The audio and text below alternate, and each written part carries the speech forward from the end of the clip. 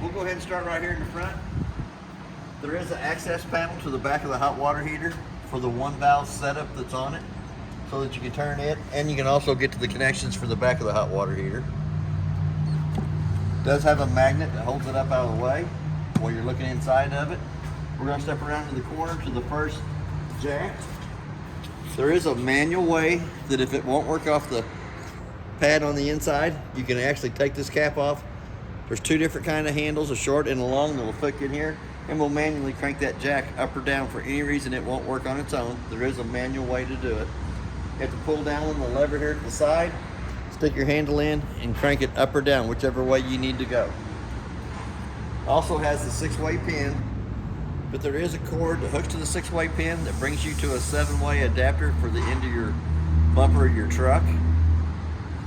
As we start down the side, it has one 12-volt battery on the unit. It is adaptable for two if you wanted to put a second one on it. At any time you wanted to add a second one so you have more battery life, there is a slide on this side over here with a strap to hold it in place. It is vented since it is a battery box. It does have the magnet that holds it up out of the way. We're going to have two more cables in here. This one hooks to your 6-way pin at the front and brings you to a 7-way adapter for the bumper of the truck. We also have an outside shower hose that goes in, makes a quarter of a turn, gives you hot and cold running water to the back of the unit. It does have the magnet that holds the door up on it too. All the outside compartments are keyed just alike, like the front door is. One key does everything. We're going to come down to the water fill compartment. In the water fill compartment is the battery disconnect, so that if you're not using the unit and you want to save all the juice that's left in the battery, you can turn it to the off position and pull the key out. There is 3 things on the inside of the unit that pull 12 volt all times. One will be your LP carbon monoxide detector. The other one is your booster for the TV. They will drain your battery in about 3 days if you don't turn the battery disconnect off. Up here at the top, you do have your pull handles for your valves, liquid waste and body waste. We have a part cable hookup and a satellite hookup to the outside. The coiled black hose hooks in here and gives you hot and cold running water. There's 3 drains on the trailer. The first one is a freshwater drain. The second is your cold water low point, then your hot water low point. There is another little hole here in the bottom that if you would happen to get water in here, that it will drain out there. And we're going to scoot right to the front side of this fender well. We have a city water hookup at the top and a black tank flush at the bottom. When you're dumping your holding tanks, if you wanted to use the black tank flush, hook a water hose and a regulator to it, turn water pressure onto it, has a little aerator on the inside of the tank that spins around, helps clean more of the toilet paper and debris out of the inside of the black tank only. It is a 30 amp power cord. Goes on, makes a quarter of a turn. Red light indicates that it has power coming to the unit. It is about 25 foot long. Has a green light on the other end over there that shows you that it has power coming into it. There is a little compartment here in the bumper. I guess that's used for a sewer hose. You can put your sewer hose in it. It doesn't have a key on it. It just has use a screwdriver to open and shut it.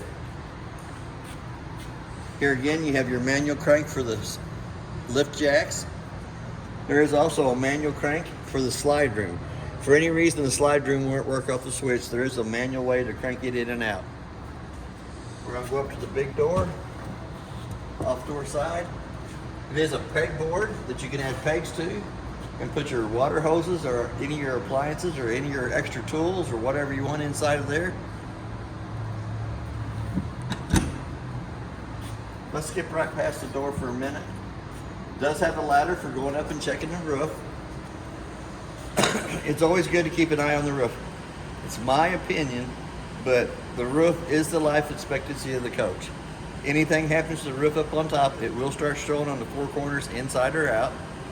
Usually by the time you can notice it on the outside, it's a little bit too late.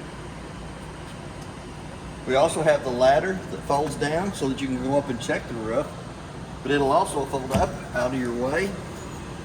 Comes up, does have a little pin here on the side that comes down, locks it in place. So that the kids can't climb up the ladder and get up on the roof. You also have an outside compartment door for the generator. It is a breathable compartment door though. We'll let it breathe on its own. We're gonna step right around the corner. The water coming off the roof is from the condensation of the air conditioner. We have our awning up top. I'll show you a little bit more about it when we get to the inside.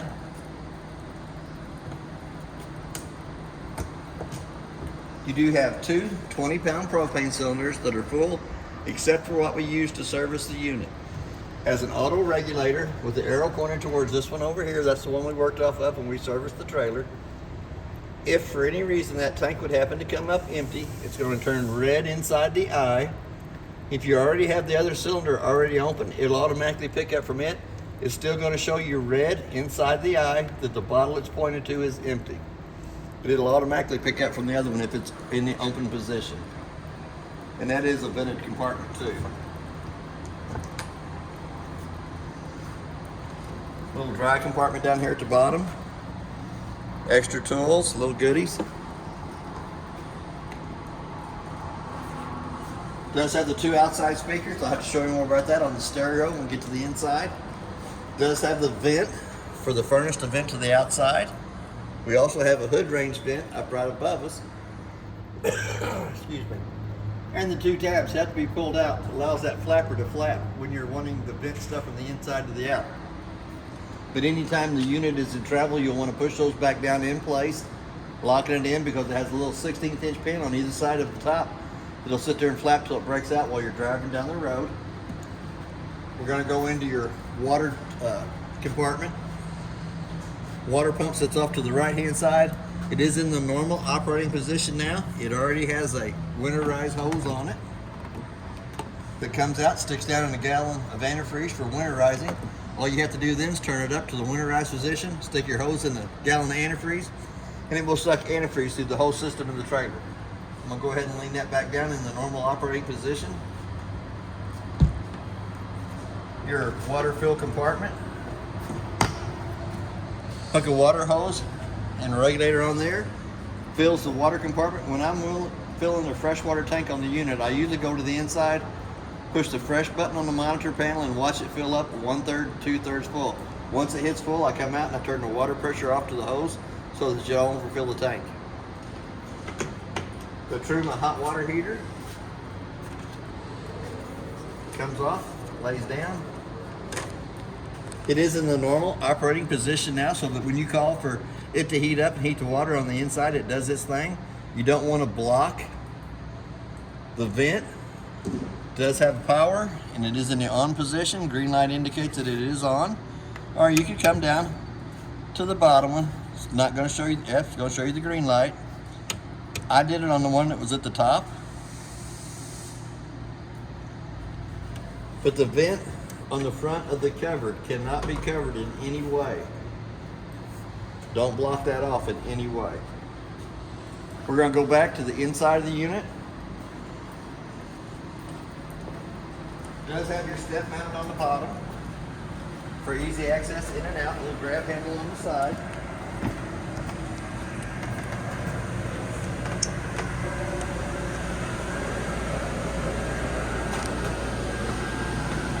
As we step up into the unit, it has your switches for your awning over here to the side. You have your docking lights, your in and out, are your lights for your awning, and your in and out stroke for running the awning out. And turn them back off. We're going to come over to the monitor panel. We're going to check the battery life. Shows you it's fully charged. To get an accurate reading on the battery, you need to have the 110 line unplugged from the unit and then push the battery button, and it'll actually show you the voltage that's in the unit. Black tank is empty. As it fills up, it'll show 1/3, 2/3 full. Your fresh tank's still full, so it's got all three of the lights lit up on it. And then your gray tank, which is your kitchen sink, bathroom sink, and your shower water, it's showing you that it is empty. The red switch off to the right-hand side is the water pump between the freshwater tank and the faucets, and it illuminates red when it is in the on position. Your stereo, it's pretty basic. on and off button to it. Dial your temperature or your volume up and down. Is also a DVD player or CD player. Changing the mode, the settings. You have a fast forward and reverse. Also has a USB port on it. If you wanted to plug a game thing into it. We're going to go over to the Truma hot water heater furnace operation. We're going to turn it on. We're going to turn the button. The camper with the thermometer on it is the heat side of it. The thermometer in the water is the hot water heater itself. Push the button down below it, shows you it's got the heater on it. Let's go heater. Dial your temperature up for the furnace to what you want it set to. Dial it all the way back down to turn it off. Hit off on it. Shuts off the furnace. Turn it to the hot water heater side of it and run it up. Or you can go to the AC side. Then the AC has a remote that operates it. We're going to turn it back to the off position. Does have an onboard generator on it. You need to have the 110 line unplugged. Hit the top button for the start. We let it run for about a half hour this morning. We run the air conditioner off of it, the hot water heater off of it, the furnace off of it, in the on position for it. It does have indicator lights that flash if it's low on oil, if it needs serviced, or if you've over cranked it. I'm going to slide it right past there. On the faucet itself, you turn it all the way to the left hand side, pull back on it, it has hot water. Turn it all the way to the right side, pull back on it, and it gives you cold water. There is covers for both sides of the sink. We're going to come up to the microwave. The microwave has a clock button on it, if I can find it again. But you hit the clock button, set the time on it. The only reason that I set the time on the microwave is I can tell if the unit has lost 110 power to it. If I'm gone for the unit and come back, the clock doesn't have the right time, I know it's lost 110 power sooner or later. Come down right down below that, there is a light for the stovetop and a fan. For that fan to work properly, the two tabs on the outside hood range has to be lifted up, allows that flapper to flap. Not that you burn anything, I'm not saying that, but if you wanted to pull smoke from the inside to the outside, those two tabs have to be lifted up. It does have a glass stovetop on it. It's not an inducted glass stovetop. Stovetop will fold up 2 times up out of your way. Makes you a little splashboard in the back. Turn the burners to the highlight position using the igniter off on the left hand side for lighting them. Once they've lit, you can turn it up to the pressure you want, but it will also light all 3 of the burners up on top.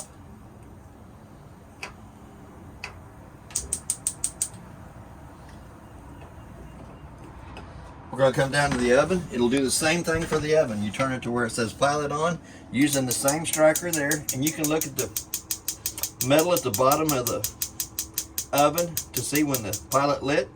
Just now lit. You're going to let that run for just about a minute.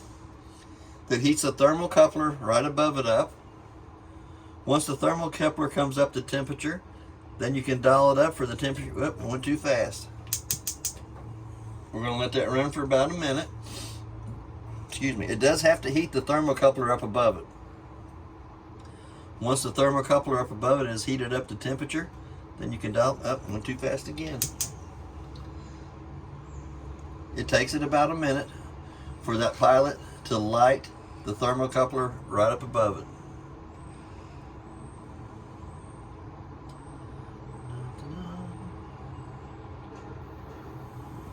There we go. Now the oven's lit. Then you can dial it up to the temperature you want your oven to be set at. No digging the old long lighter or match out anymore. The little round holes in the cabinets at the bottom is for the furnace, to vent the furnace out. Has a little drawer here with a trash can in it. Pretty good sized cabinet space underneath the kitchen sink. Pretty good sized cabinet space up above it. The little drawers to the left side of the stove slide out sideways.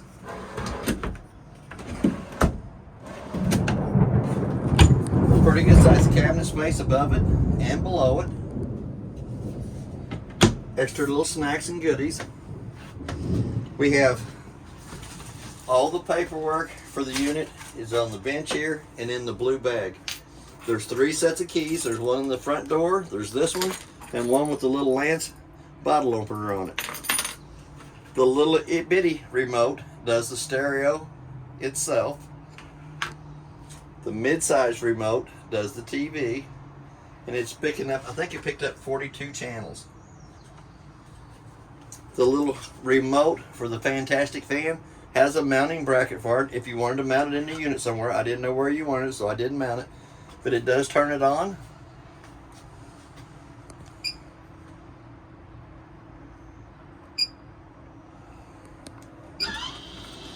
Lifts it up automatically. Well, that's pretty cool. Kicks the fan on. You can change the speed of the fan if you wanted to. You can set it to go on and off at a certain temperature. But I wasn't sure where you wanted it mounted. I did mount it to either side of the wall. That's up to the customer, whichever side they want to mount it to. And then your bigger remote, once you turn your Truma switch to your AC, will control the AC above us. The lights in the slide room have a little knob off to the side that turns them on and off, and they will dim out. Excuse me. You can dim them out or turn them all the way off. It is a fire escape window. Since it is a bedded area, the tabletop will slide down, goes between the 2 benches. You take the 2 back cushions and go over the top of the table for a smaller bed there. Little cork board on the side for post-it notes. Set up and take down of the vehicle itself. Pretty good sized drawers on either side. Little push button opens them up. Lock them in place by pushing the button in. This side over here has there's 3 handles. A short manual crank handle, a long manual crank handle, and one that will actually fit into a drill, so you can put it into a 20-volt drill if you wanted to. Then you have your shades that cover your vents in the ceilings. There's one for every vent in the ceiling. Still in the package, that are marked, they're all there. I'm going to slide it back in, push the button in to lock it into place. We're going to come back to the refrigerator and freezer. Nice and cold in both of them. We're going to come back up to the controls. It does have a button for turning it on and off. You can actually check the refrigerator is set on the 4th setting. The freezer section is set on the 4th setting. They'll have a little light underneath each one of them, shows what you're checking. And there is a quiet mode for at night, so that since you're not getting in and out of the refrigerator as much at night, you can turn it on to where the little moon is. It just keeps it in a quieter mode while you're sleeping inside the unit. Does have a working smoke detector right above us. We also have a directional antenna on top that you can rotate and get the more blue lights you have on, the better the antenna will pick up. Don't pick up a whole lot, but we are in a building. But it does have an on and off switch to the right hand side of it that will pull from your 12-volt battery. So if you don't use your battery, you can disconnect. This will be one of the appliances that will suck from the 12-volt battery. The other one is the booster for the TV up here at the top. It will pull from your battery 24/7 unless you turn it into the battery disconnect off. And also your LP, the carbon monoxide detector, pulls from the 12-volt battery all the time. So that is the reason for having the battery disconnect on the outside of the unit. Up in the bedded area, the 2 lights above the headboard have a little push button in behind them to turn them on. They'll either be blue or clear. The one at the top has a little slider at the side that slides it open. It also has a vent in the ceiling without a fan for bringing cool air into the master bedroom area. We have a 110 outlet and a USB port just around the side of the cabinet there on the bed. To the left side of the bed. On the right side of the bed, we have a 110 outlet only. But it does have a pretty good sized cabinet space there. Up at the top, there is another connection for a TV, for a coax cable to hook up to, and a 110 outlet, and a USB port up there. You can mount another TV to this wall here for the master bedroom, if you wanted to. Does have a good sized closet and does have a good sized cabinet over there on that side there. And the windows in the master bedroom area are marked as a fire escape window so that you can open them up and get out of those in case anything would happen that you would need to exit the vehicle. We're going to come back into the bathroom area. It does have a light switch on the wall that turns the light above us on to the right side of the kitchen or bathroom sink. There it is. We also have a vent that knurled knob cranks up, turns the little fan on in the bathroom to pull the moisture out of the bathroom. It also has On and off an switch. on and off switch, a single foot pedal on the right hand side of the toilet for filling it with water and dumping. It's right here. See if I can find it. There it is. It's kind of close between it and that cabinet. It's right there. If I'm not mistaken, it does have directions on how to use the toilet on the lid. If you lift it up, shows you to fill it halfway full of water, do your business, fill it, push the pedal all the way down, fills and dumps. On your shower, you have hot and cold running water. When you start turn the handle up to the right hand side, it starts out being cold, but the higher you lift it, the warmer it'll get. It does have a shower extender for the shower curtain, but it also has a clothes rack on the inside if you wanted to hang clothes in there while you're traveling. And this is your extender. It pulls out. Pulls out gives you a little more room inside there. Above the TV, there is your TV antenna booster. The green light indicates that it is working. If you buy the satellite dish that sits out beside the trailer that hooks into the water fill compartment, you have to take your coax off the one for the antenna on top or part cable and add it over to the one for satellite. Put your satellite dish to the outside. It does have a 110 plug-in behind it, but this is a 12-volt TV that's plugged into the 12-port right here beside of it. We're going to come back down to the lights. There's 3 exterior lights on the unit. If you turn them to the up position, you'll notice all the lights will be amber on the outside of the unit for nighttime to keep from drawing bugs. There's one on either side, the driver's or the passenger, and the rear. If we flip those 3 switches to the down position, they are clear, a lot brighter. Driver's side, passenger side, and rear. To turn them off, you turn it into the center. This light switch here turns the light right above us on. The red light right to the right side of that turns your 2 docking lights on in the back of it that are clear. There's one on either side of the door.